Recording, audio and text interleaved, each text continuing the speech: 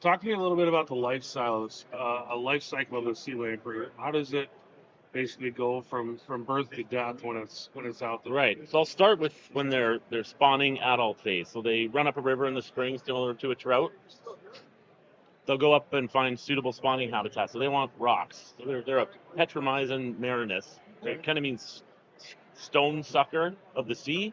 So they make their horseshoe-shaped nests out of rocks. They'll suction onto rocks with their oral disc. It's like a suction cup.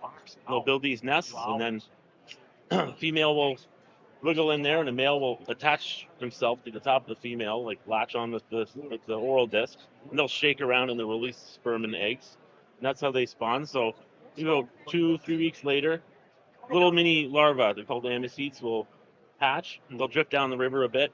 And in suitable habitat like detritus or muck, anything like that, they'll burrow right in there, stick their little heads out, and they'll filter feed microorganisms. They'll stay there for typically 3 to 5 years as larvae.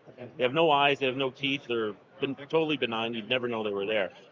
And other fish in the area aren't targeting them because they're not part of their natural ecosystem. So if they're left unchecked, they will metamorphose. They'll develop eyes in this mouth, and their digestive system will change, and they'll head out and they'll start feeding on the Great Lakes native fish. And within 12 to 18 months, year and a half, they'll return as full spawning adults. When do they die after they They spawn? die after they spawn, I bet. It's something that it's in some literature no one really talks about, but it's also not good having them there, even if they die, like the adults die, because they've been feeding on top predator fish.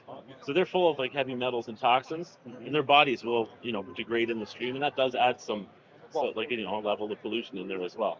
How significant it is, I don't know, but not much on that, but I always found that interesting too. Yeah.